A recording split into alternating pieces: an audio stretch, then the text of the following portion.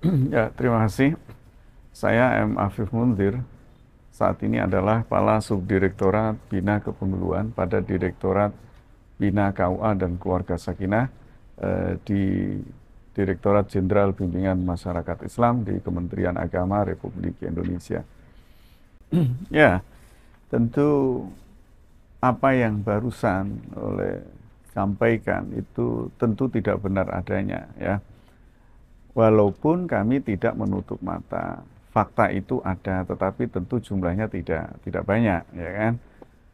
Hari ini kita masih meyakini masyarakat kita memiliki tingkat kesadaran dan kepatuhan terhadap peraturan, undang-undang, regulasi yang ada di Republik ini dengan sebaik-baiknya. Maknanya banyaklah warga negara kita yang hari ini sadar di saat mereka melangsungkan perkawinan dan perkawinan mereka dicatatkan di lembaga resmi yang hari ini bisa kita sebut dengan kantor urusan agama. Kalaupun toh muncul satu dua, tetapi saya pastikan jumlahnya tidak banyak. Ada masyarakat yang kemudian mereka melaksanakan perkawinan siri, di mana perkawinan siri dilakukan yang sebagaimana tadi disampaikan oleh tokoh agama, tokoh masyarakat, tetapi jumlahnya tidak banyak. Maka kalaupun toh ini terjadi, sesungguhnya mereka itu akan kehilangan hak-hak keperdataan dalam kaitan hukum perdata. Jadi perkawinan siri itu benar memang menurut syariat agama, tetapi ketika itu tidak dicatatkan tentu akan menimbulkan ya kan persoalan-persoalan sosial yang akan muncul di kemudian hari.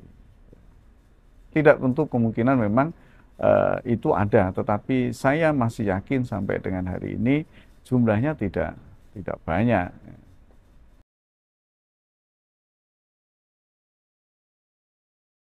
Ya, jadi begini, ini yang harus dipahami juga oleh masyarakat. Jadi masyarakat yang kebetulan sudah melangsungkan perkawinan siri atau pernikahan siri dan kemudian akan dicatatkan.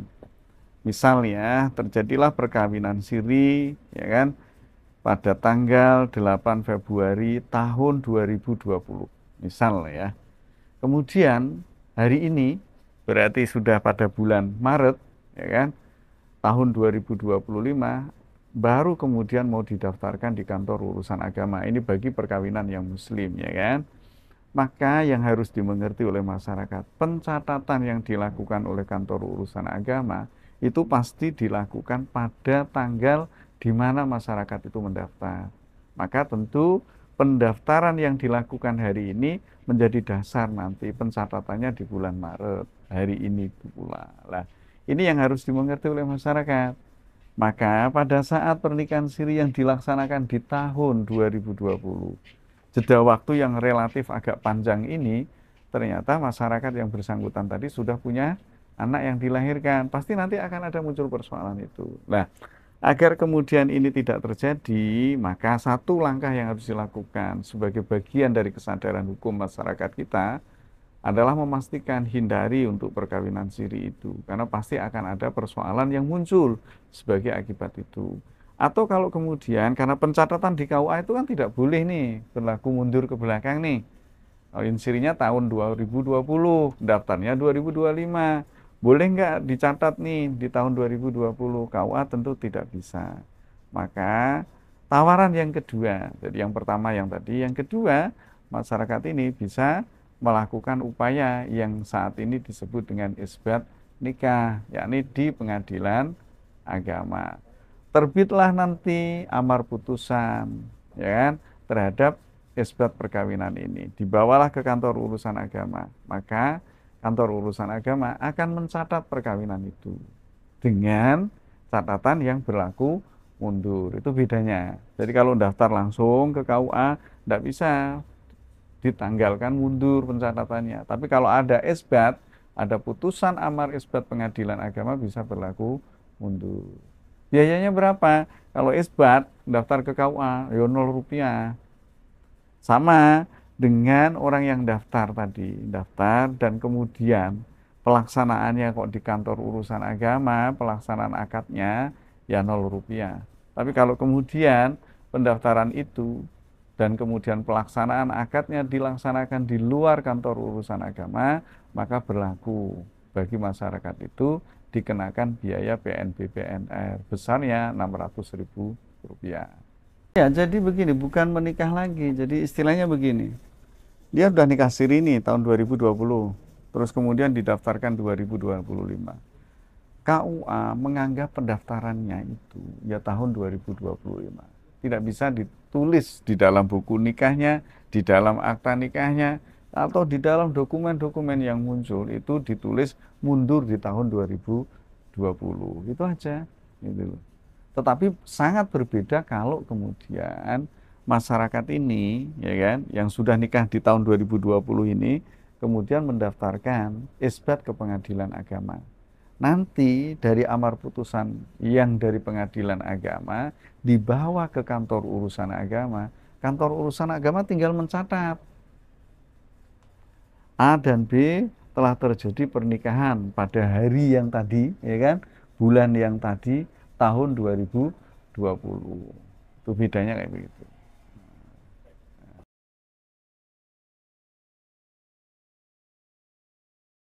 Jadi apa yang barusan ditanyakan itu sesuatu yang gampang untuk kemudian dicarikan solusinya. Apa? Ya isbat tadi.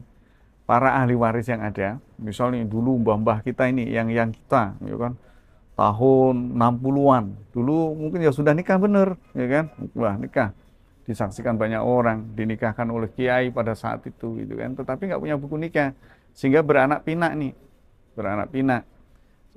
Seiring berjalan waktu, anak pinak ini ada persoalan kaitan dengan warisnya. Bagaimana kemudian memastikan bahwa ini benar anaknya si A dan si B? Maka ahli waris yang ada tadi, anak-anak yang dilahirkan tadi, mengajukan isbat ke pengadilan agama. Oh, berarti benar dulu, ya kan, kakeknya itu A dan B ini benar-benar sudah menikah secara sah menurut syariat agama, sehingga akan dicatat. Nah, nanti setelah putusan sama mekanismenya kayak tadi, dibawa ke kantor urusan agama, akan diterbitkan buku nikah. Maka anak-anak yang dilahirkan dari perkawinan yang sudah sangat lampau itu, ya kan, punya hak keperdataan kepada bapak dan ibunya yang bahkan sudah meninggal, gitu kan. Sehingga anak-anak yang dilahirkan ini secara otomatis punya hak kewalian, punya hak waris ya kepada bapak dan ibunya yang sudah meninggal itu, gitu. Nah, jadi regulasi kita sebenarnya sudah memberikan ruang, sudah memberikan perlindungan kepada masyarakat, kepada warga negara secara baik. Sudah sangat baik.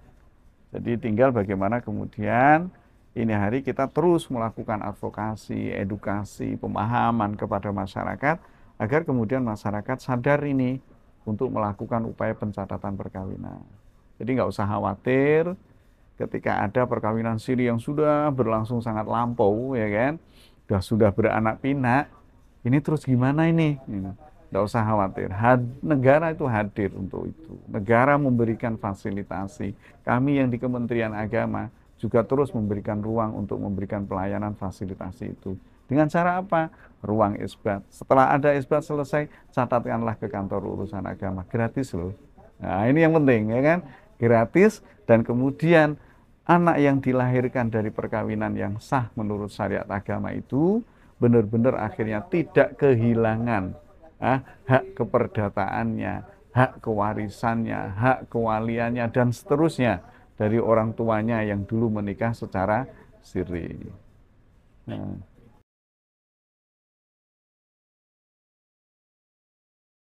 Ya, jadi memang pemberlakuan regulasi untuk pencatatan non-muslim memang agak berbeda ya. Jadi gereja diberikan kewenangan sama kayak dengan KUA, sama sebenarnya. Maka kaitan dengan soal isbat, kami memang punya aturan regulasi yang memerintahkan kepada kantor urusan agama pencatatan itu ya pada saat pendaftaran itu, ya kan?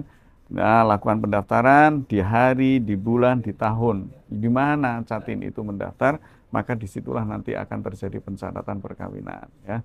Tetapi kalau perkawinannya sudah sampau, ya kan, boleh dibilang dengan istilah kawin siri tadi, pencatatan yang di KUA itu nggak bisa ditarik mundur ke belakang. Lah, karena itulah kemudian perlu dilakukan yang namanya isbat. Apakah kemudian ini menjadi pembeda tidak sama dengan yang ada di Capil, tentu tidak. Jadi ranahnya berbeda. Tetapi dalam prinsip hukum keperdataan, hukum kependudukan itu sama. Semua perkawinan itu wajib hukumnya untuk dicatatkan. Jadi mekanismenya saja yang berbeda, tetapi prinsip hasil endingnya, hasil akhirnya adalah di mana setiap warga negara ya, dalam proses apapun ya, maka harus ada legal hukumnya. Pencatatan perkawinan baik mereka yang muslim maupun yang non-muslim tetap menjadi sesuatu yang harus dilakukan sebagai bentuk kepatuhan warga negara terhadap undang-undang yang ada. Hanya beda alur saja ya, alur saja. Tetapi sesungguhnya substansi akhirnya sama, pencatatan siapapun itu harus. Ya. Berbeda alurnya tapi tujuannya. Ya, tujuannya sama, ya, ya.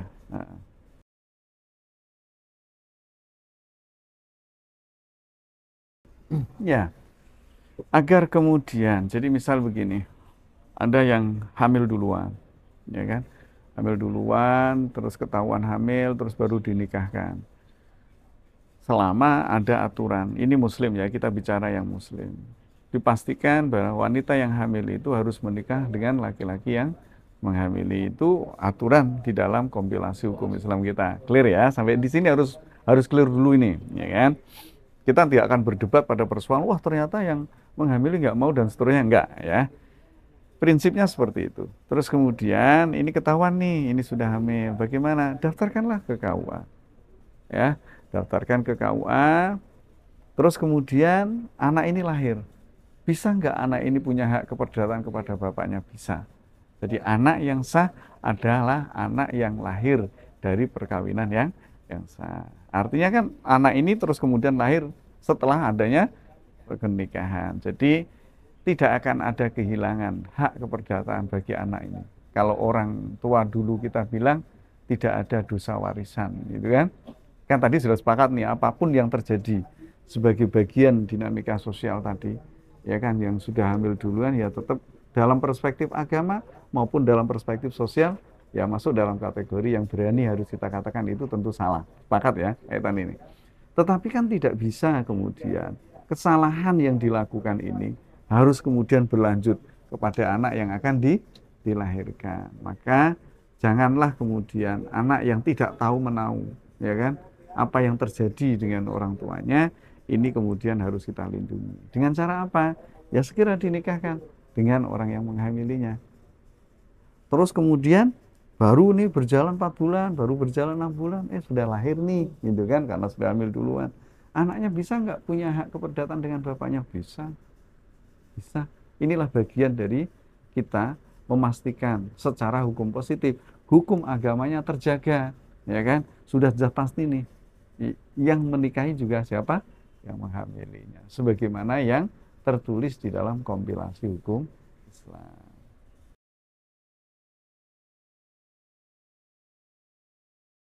Ya, jadi munculnya angka 19 tahun tentu sudah melalui kajian yang panjang ya. Jadi ukuran kedewasaan bagi seorang anak itu dengan kajian-kajian yang ada itu adalah di angka 19 tahun. Dewasa dalam perspektif hukum itu juga ditetapkan dengan angka itu. Oleh karenanya, setelah ada kajian yang panjang itu, regulasi kita menetapkan batas minimal usia ya kan, perkawinan bagi anak-anak kita itu adalah angka 19 tahun. Dianggap pula secara sosial angka 19 tahun di usia itu anak-anak sudah dianggap matang dan dewasa untuk kemudian mereka akan memasuki kehidupan mahligai rumah tangga, ya kan? Itulah latar belakangnya, ya. Apakah kemudian ini memberatkan bagi masyarakat? Bisa jadi atau bisa jadi tidak. Tinggal bagaimana kemudian perubahan ini sebuah keniscayaan, ya kan?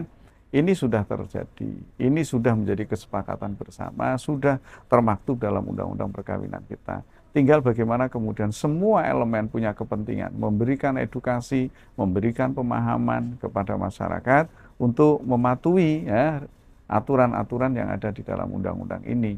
Agar kemudian harapannya dengan bersama-sama kita memberikan edukasi, pemahaman kepada masyarakat, kesadaran masyarakat meningkat, kedewasaan anak-anak yang akan masuk di dalam haligai rumah tangga juga semakin sudah dewasa, semakin sudah matang, harapannya tentu akan semakin bisa lebih baik dalam dataran-dataran sosial ketika mereka harus hidup nyata dalam interaksi sosial. Harapannya sebenarnya ke arah sana gitu.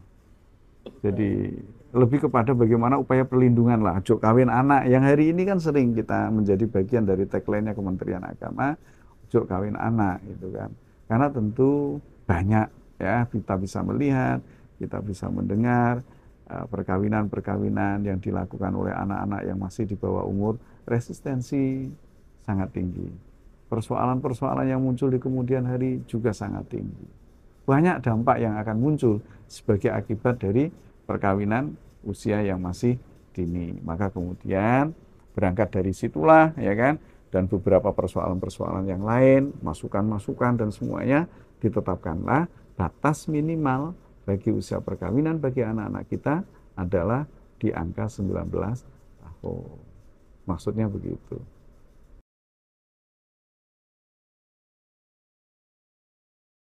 Kalau persyaratan untuk pendaftaran perkawinan tentu kita bisa lihat pada PMA yang baru ya, nomor 30 tahun 2024. Ada beberapa item ya. Ada KTP, ada KK, ada akte itu kan, ada pembuktian kesehatan dari Vaskes itu kan, ada surat keterangan dari desa dan seterusnya. Itulah beberapa persyaratan yang mungkin bisa dilihat secara detailnya oleh masyarakat di PMA nomor 30 tahun 2024. Insya Allah persyaratan itu tidak sulit kok. Persyaratan itu gampang, ya kan? Tinggal masyarakat itu benar-benar taati aja peraturan-aturan yang ada, ikuti mekanismenya dengan baik, itu kan? Karena insya Allah tidak ada yang sulit.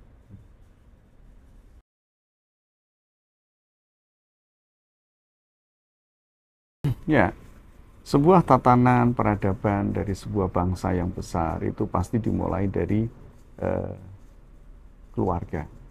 Oleh karenanya tentu pada kesempatan ini saya berharap kepada semuanya lah, bagaimana kita bersama-sama menyiapkan generasi-generasi kita ya kan, yang akan memasuki kehidupan mahligai rumah tangga itu secara baik, secara matang. Mereka memiliki kesiapan secara emosional, mereka memiliki kesiapan-kesiapan yang lain, yang pada saatnya mereka benar-benar sudah masuk dalam bingkai kehidupan rumah tangga itu menjadi pribadi-pribadi yang sudah paham, sudah bisa memahami dengan baik, sehingga segala persoalan yang muncul, apapun yang muncul, mampu disikapi dengan baik pula. Karena dari situlah, insya Allah, tatanan peradaban ini akan mampu berjalan dengan baik. Jadi kalau kemudian dari keluarga yang baik, ya pasti akan ada lahir generasi-generasi yang baik. Dari keluarga yang memiliki tatanan peradaban baik, akan mampu melahirkan peradaban-peradaban sosial yang baik, tatanan-tatanan sosial yang baik. Dari keluarga ini pula kemudian dalam skala yang besar akan mampu memberikan sumbangsih, ya kan, tatanan peradaban untuk bangsa dan negara ini. Saya pikir itu, dan saya berharap betul, ya kan, semuanya lah untuk saling bersama-sama ya kan, mengingatkan kepada generasi-generasi kita, menjaga generasi-generasi kita untuk tetap menjadi generasi yang soleh, generasi yang solehah, yang memiliki ya kan fondasi akhlakul karimah yang baik.